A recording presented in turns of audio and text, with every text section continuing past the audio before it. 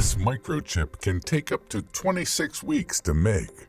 In its as many as 100 layers, billions of transistors are packed into an area about the size of a fingernail. They're the brains behind almost everything we use in our increasingly electronic world. Here's how these complex, tiny devices are made. The process begins with silicon-rich sand. Why silicon? Silicon is a semiconductor. It's the sweet spot between an insulator and a pure conductor. That means its properties such as its conductivity can be altered by adding impurities or doping to meet the needs of different electronic devices. This also allows us to control the electrical signals that pass through. Silicon is also abundant. It's one of the 10 most common elements found on Earth. But much of the silicon found in the wild is chemically bound to oxygen, so the two elements must be separated. The sand is combined with carbon and melted in crucibles to produce carbon monoxide and 99% pure silicon. After further processing, ultra-pure silicon is produced. Next, a seed crystal is placed in contact with molten silicon. As the seed crystal is slowly pulled away, silicon atoms are deposited on the bottom surface. The result is a large cylindrical boule, or a single crystal ingot of pure silicon.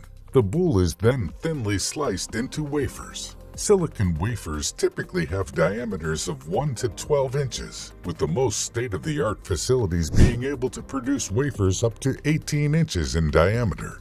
Bigger wafers are, of course, able to yield more microchips. Once the silicon wafers are cut, the production process begins in full. Microchips are made in extremely sterile conditions, free from contaminants such as dust. If even just one particle of dust makes its way onto a silicon wafer, the entire batch is at risk of being ruined. This would derail a process that can take an average of 12 weeks. The first step of the production process is deposition. A thin, non-conducting layer of silicon dioxide is grown or deposited on the surface of the wafer. Then the silicon wafer is prepared for lithography by coating it with photosensitive and light-resistant materials. The next step is very critical: exposure. The prepared silicon wafers enter a lithography machine and are exposed to UV light passed through a reticle containing the chip's blueprint. The areas exposed to light are hardened, while unexposed areas are then etched away by hot gases to leave a three-dimensional microchip. The electrical conductivity of different parts of the chip can also be altered by doping them with chemicals under heat and pressure.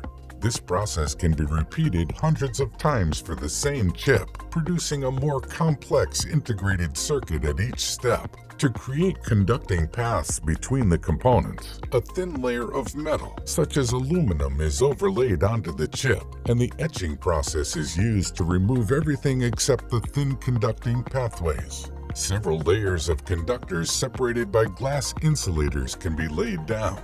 Each chip on the wafer is then tested for performance before it's separated from other chips on the wafer by a saw. Since microchips are essentially circuits built on an incredibly small scale, they have a basic set of components. Capacitors can temporarily store an electrical charge. Resistors help control the electrical current. Transistors can either amplify or switch the electrical signals passing through. For more advanced chips, like those found on high-end graphics cards, there can be upwards of 28 billion transistors on board. More transistors on microchips allow them to send out more instructions, increasing the computational power. Moore's law predicts that computer chip manufacturing would advance at a steady rate, allowing transistor counts to double every 2 years. Based on the sheer power of the technology we use on a day-to-day basis, this decades-old prediction seems to still be mostly true. Manufacturers have been shrinking down their transistor sizes to fit more onto chips. Each breakthrough in transistor size has allowed the production of more powerful chips for our phones, computers, and gaming consoles. In recent years, they've gotten each transistor down to as small as 8 times 10 to the power of -8 inches in diameter, allowing an amazing 50 billion transistors to be crammed onto a single chip. Manufacturing microchips is truly one of our most complex feats, and yet innovations are happening every day.